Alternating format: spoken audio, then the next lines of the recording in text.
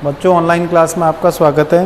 बच्चों आपको online class में आज अध्याय 7 का अध्ययन कराया जाएगा और अध्याय 7 का शीर्षक है भारतीय कांस्य प्रतिमाएं। कांस्य यानी होता है कांसा धातु, कांसा धातु में बनी हुई प्रतिमाएं। अब कांस्य धातु में जो प्रतिमाएं हैं, प्रतिमाओं का तात्पर्य है मूर्ति कला या मूर्ति। ये मूर्तियाँ बनाने की जो परंपरा है वो परंपरा का शायद आप पहले अध्याय पूर्व अध्यायों में भी पढ़ चुके होंगे कि कांस्य धातु से बनाने की मूर्तियों को बनाने की परंपरा काफ़ी पहले से रही है, जिनमें आपने सिंधु घाटी सभ्यता के एक कांसे की नर्तकी की मूर्ति भी पढ़ी होगी और सिंधु घाटी सभ्यता में कांस्य धातु को ढालने की एक पद्धति भी पढ़ी होगी जिसको लुप्त मोम पद्धति के नाम से जानते हैं। अगर आपके ध्यान होगा, आप रिपीट करते होंगे बार बार, तो निश्चित है कि लुप्त मोम पद्धति का अध्ययन कर रखा होगा। लुप्त मोम पद्धति में आपको मैंने बताया था कि इसमें सबसे पहले क्या किया जाता है कि एक मोम की मूर्ति बना ली जाती है, जिस सब्जेक्ट पर मूर्ति बनानी होती है उस सब्जेक्ट पर अपन मोम की मूर्ति बना लेते हैं। और मोम की मूर्ति बनाने के बाद क्या करते थे सिंधु घाटी सभ्यता के लोग कि उसके ऊपर एक चिकनी मिट्टी के लेप कर देते थे। और चिकनी मिट्टी का जब लेप करते थे तो लेप करते समय ही ऊपर सिरे पर मूर्ति पर एक छेद रख लिया जाता था और छेद रखने के बाद उसे सूखने के लिए रख दिया जाता था। सूखने पर वो जैसे मिट्टी सूख जाती थी उसके बाद उसे गर्म किया जाता था और गर्म करते थे जो कि क्या होता था कि उसके अंदर जो मोम था वो मोम पिघल जाता था। किसके अंदर? वो मिट्टी के लेप के अंदर।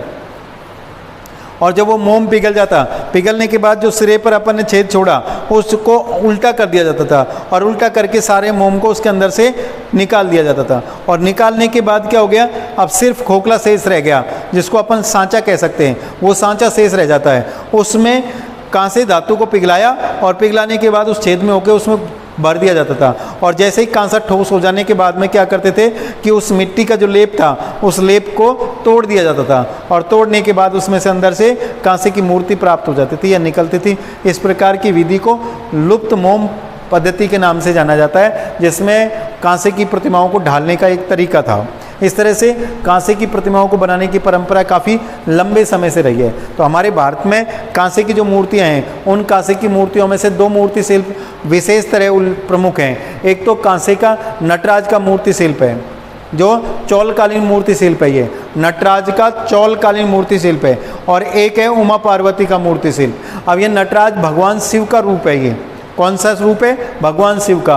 और कौन से रूप में है? ये नटराज रूप में है। और ये कब मतलब रूप धारण किया? ये नटराज स्वरूप जब धारण किया जब पृथ्वी का संहार करना था। उस पृथ्वी के संहार करने की दृष्टि से इन्हें भगवान शिव ने नटराज के रूप में अवतार लिया था, जिसके चारों तरफ जैसे ये ब्रह्मांड का प्रतीक आग का गोला है, 4 भुजाओं वाला है, जिनकी भुजाएं अलग अलग मुद्राओं में बनाई गई हैं। बालों की लटें फटकार लिए हुए हैं, गले में सर्पों की माला है और एक पैर से बहुत तीव्र गति से नृत्य करते हुए दिखाए गए हैं। इस तरह की गति के आधार पर देखा जाए तो शायद आज तक धरती पर कोई पैदा नहीं है जो इस तरह की तीव्र गति की मुद्रा में नृत्य कर सके।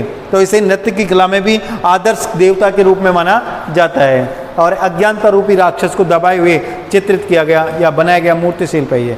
इस प्रकार के मूर्ति शिल्पों का अपन अध्याय 7 में अध्ययन कर रहे हैं। तो भारतीय मूर्तिकारों ने पक्की मिट्टी की मूर्तियां बनाने और पत्थर तराशने उकेरने में जितनी कुशलता प्राप्त कर रखी थी उतनी ही प्रवीणता उन्होंने कांसे को पिघलाने, ढालने और उससे मूर्तियां आदि बनाने के कार्य में भी प्राप्त कर ली थी।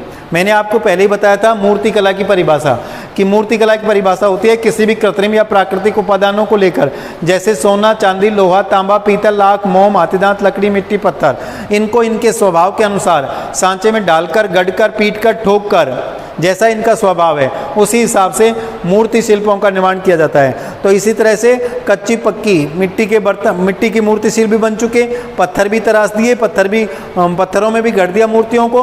तो जिस प्रकार मिट्टी की मूर्ति और पत्थरों को तराशने में भारतीय कलाकार जितना ट्रेंड रहा है उतना ये कांसे को पिघलाने, ढालने और उसमें मूर्तियाँ बनाने में भी मतलब ख्याति प्राप्त था।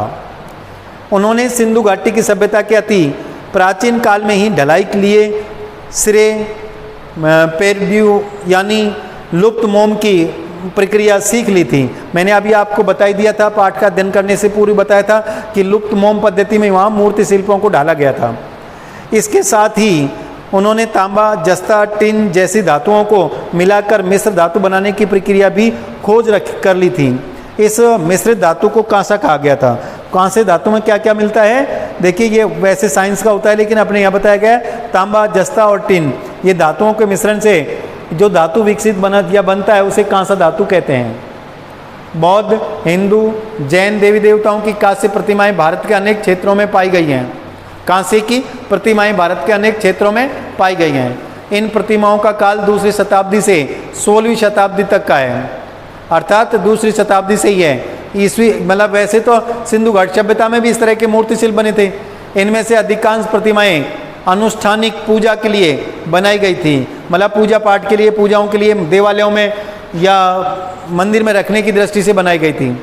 लेकिन ये रूप एवं सौंदर्य की दृष्टि से अत्यंत आकर्षक एवं उत्कृष्ट हैं। इसी के साथ साथ धातु ढलाई की प्रक्रिया का उपयोग विभिन्न प्रयोजनों जैसे कि पकाने, खाने पीने आदि के लिए रोजमर्रा की जिंदगी में काम आने वाले बर्तनों के लिए किया जाता रहा है। मतलब इसके धातुओं के आधार पर ये मूर्ति शिल्पों के साथ साथ मतलब दैनिक उपयोग में आने वाले वस्तुओं को भी ढालकर ही बनाया जाता है।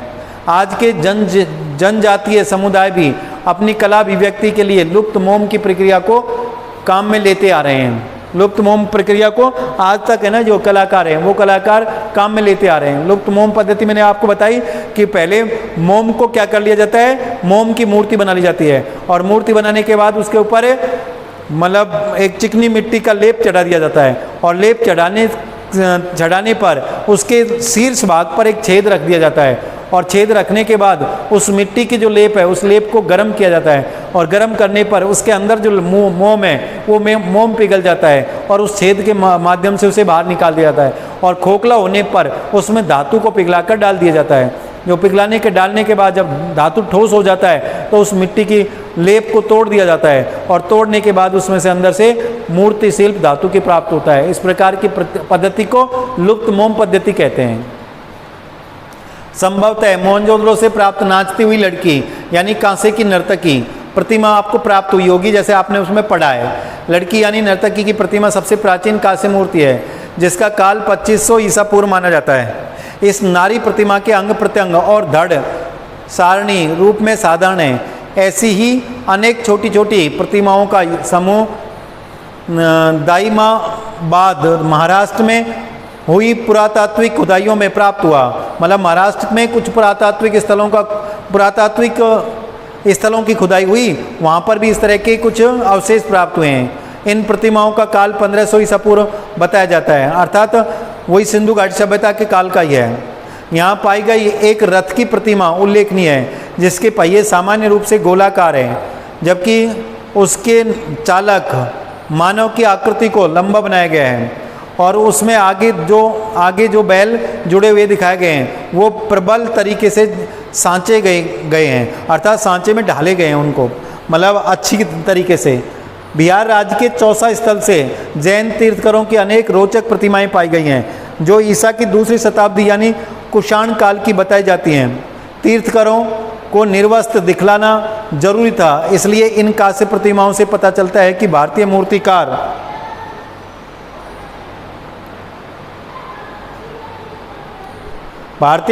पुरुषों के अंग प्रत्यंग तथा सुडौल मांसपेशियों के निर्माण में कितने अधिक कुशल थे। आदिनाथ या वृषभनाथ ये जैन तीर्थकर हैं कि प्रतिमा का निर्माण बहुत कुशलता से किया गया है जिसे उनके कंधों पर फैली हुई लंबी केस लटों से पहचाना जाता है। अन्य तीर्थकर छोटे घुंघराले केस से दिखाए गए हैं। मतलब ऐसे जैन प्रतिमाओं को कांस्य धातु में बनाया गया है, ढालकर बनाई गई है। ऐसी प्रतिमाएं कुछ महाराष्ट्र में यहाँ प्राप्त हुई हैं। गुजरात और राजस्थान प्राचीन काल से ही जैन धर्म के गढ़ रहे हैं। बड़ोदरा के निकट एकोटा में जैन कांस्य मूर्तियाँ बड़ी संख्या में मिली हैं जिनका काल 5वीं शताब्दी के अंत से 7वीं शताब्दी तक का माना जाता है। ये कांस्य प्रतिमाएं प्रारंभ में लुप्त मोम प्रक्रिया से बड़ी सुंदरता के साथ डाली गई थी, अर्थात वो सिंधु घाटी सभ्यता में जो पद्धति रही थी उसी पद्धति के आधार पर डाली गई थी। बाद में उनमें चांदी और तांबे से आंखें, मुकुट व वस्त्र बना दिए गए थे, जिन पर इन आकृतियों को बैठा हुआ दिखाया गया है। कुछ प्रसिद्ध जैन आकाशीय प्रतिमाएं बिहार में चौसा से भी मिली हैं, जिन्हें अब पटना के राजकीय संग्रहालय में संभाल कर रखा गया है। इसी प्रकार हरियाणा में हांसी से और तमिलनाडु तथा कर्नाटक के अनेक स्थलों से भी ऐसी कांस्य प्रतिमाएं प्राप्त हुई हैं। बड़ोदरा के पास एकोटा से जो कांस्य मूर्तियां बड़ी संख्या में पाई गई हैं, उनसे यह सिद्ध हो गया है कि 6वीं से 9वीं शताब्दी के बीच गुजरात तथा पश्चिम भारतीय क्षेत्र में कांस्य की ढलाई की जाती थी। इनमें से अधिकांश मूर्तियां महावीर, पार्श्वनाथ, आदिनाथ जैसे जैन तीर्थकरों की हैं। जैन मूर्तियों का एक नया रूप भी अस्तित्व में आया, जिसमें तीर्थकरों को एक सिंहासन पर विराजमान दिखाया गया है और उनमें से तीर्थकर अकेले या 3 से 24 तीर्थकरों के समूह में प्रस्तुत किए गए हैं। अर्थात जैन धर्म के 24 तीर्थकर हैं, उन 24 तीर्थकरों को के समूह को भी यहाँ प्रस्तुत किया गया है। इनके अलावा कुछ प्रमुख तीर्थकरों की शासन देवियों या यक्षिणियों की नारी प्रतिमाएं भी बनाई जाने लगी। शैली की दृष्टि से कहा जाए तो वे गुप्त तथा वाकाटक दोनों कालों की कांस्य मूर्तियों की विशेषताओं से प्रभावित थी।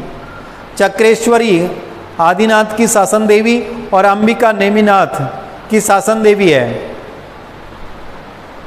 बुद्ध की अनेक प्रतिमाएं खड़ी मुद्रा में पाई जा गई हैं, जिनमें बुद्ध को अभय मुद्रा में दर्शाया गया है। अभय मुद्रा मतलब ऐसे हाथ को यूं लेकर, और एक वर्ध मुद्रा होती है, उसमें मतलब वर्ध मुद्रा में तो हाथ को कोहनी की सिद्ध में रखा जाता है और अभय मुद्रा में कंधे की सिद्ध में रखा जाता है।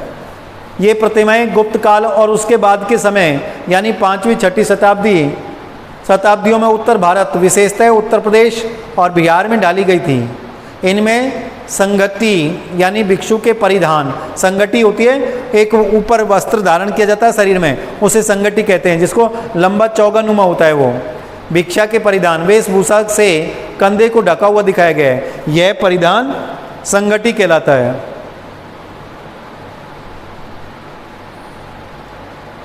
और दाहिने भुजा को ढके हुए होता है, उसका दूसरा सिरा बाईं भुजा को लपेटे हुए दिखाया गया है और उसी भुजा के बढ़े हुए हाथ से चुन्नटें पकड़ी हुई हैं। चुन्नट यानी सलवटों को पकड़ी हुई है। ऊपर का वस्त्र नीचे की ओर टखनों तक चौड़ा घुमाव लेकर फैला हुआ है। आकृति का मानव शरीर बड़ी चतुराई से बनाया गया है। इससे वस्त्र की पतली किस्म का भी बोध होता है कि ये कितने पतले वस्त्र हैं। संपूर्ण आकृति निर्माण सुकोमल तरीके से किया गया है। यह आकृति कुषाण शैली की तुलना में अधिक तरुणाई से भरी हुई है, समानुपातिक प्रतीत होती है, उसके समय की प्रतीत होती है। धानेसर खेड़ा उत्तर प्रदेश से प्राप्त विशिष्ट कांस्य प्रतिमा में परिधान की तहें मथुरा शैली जैसी यानी पारदर्शी बनाई गई हैं, यानी उससे कई गिरते घुमाव मोड़ दिखाई देते हैं। सारनाथ शैली के वस्त्र में कोई तहें नहीं दिखाई देती, तहे का मतलब परत नहीं दिखाई देती। इसका एक विशिष्ट उदाहरण सुल्तानगंज है, मतलब अपने मौर्य काल में आया था, जहाँ से चंवर घेणी प्रतिमा प्राप्त हुई थी, वो सुल्तानगंज बिहार से प्राप्त प्रतिमा में पाया जाता है, जो कि एक काफ़ी बड़ी कांस्य प्रतिमा है। इन कांस्य प्रतिमाओं की विशिष्ट रूप से परिष्कृत शैली एक प्रतिष्ठित गुणवत्ता का प्रमाणिक उदाहरण है। फोफनार महाराष्ट्र से प्राप्त बुद्ध की वाकाटक कालीन कांस्य प्रतिमाएं गुप्तकालीन कांस्य प्रतिमाओं की समकालीन हैं। इनमें ईसा की 3वीं शताब्दी में प्रचलित आंध्र प्रदेश की अमरावती शैली का प्रभाव दृष्टिगोचर होता है। साथ ही उनमें भिक्षुओं के वस्त्र पहनने की शैली में भी काफ़ी परिवर्तन आया दिखाई देता है। बुद्ध का दाहिना हाथ अभय मुद्रा में स्वतंत्र है, इसलिए वस्त्र शरीर के दाहिने हिस्से से लटकता हुआ दिखाई देता है, जिसके फलस्वरूप प्रतिमा के इस हिस्से पर सतह प्रवाही रेखा दिखाई देती है। बुद्ध की इस प्रकार की लुप्त मोम प्रक्रिया मैंने आपको बताई थी कि ये लोम प्रक्रिया को आप पढ़ोगे ना कि इसके ऊपर एक मतलब इस तरह का बनाया मोम का बनाया जाता था। मोम के बनाने के बाद में उसके ऊपर मिट्टी का लेप किया जाता था। लेप करने के बाद उसके ऊपर मतलब एक छेद रखा जाता था। छेद रखने के बाद उसको गर्म किया जाता था। गर्म करने के बाद उसे निकाल दिया जाता था। निकालने के बाद उसमें गर्म यानी धातु को पिघलाकर उसमें डाल दिया जाता था और धातु जब ठोस हो जाता था तो उसे क्या करते थे, मतलब उसे तोड़ दिया जाता था मिट्टी को। तो ये एक लुप्त मोम पद्धति रही है। तो अपन लुप्त मोम पद्धति के बाद अगले वीडियो में पढ़ेंगे कि आकृति टखनों के स्तर पर लटका हुआ वस्त्र स्पष्ट बताया है, जो वक्र रेखीय मोड़ बनाता है जब वह बाएं हाथ से पकड़ा हुआ दिखाई देता है। इस प्रकार अपन मतलब इनकी शैलियों को पढ़ रहे हैं। तो इसके बाद गुप्त और वाकाटक कालीन जो कांस्य मूर्तियाँ हैं, उन मूर्तियों के विषय में अगले वीडियो में अपन अध्ययन करेंगे। आज इतना ही।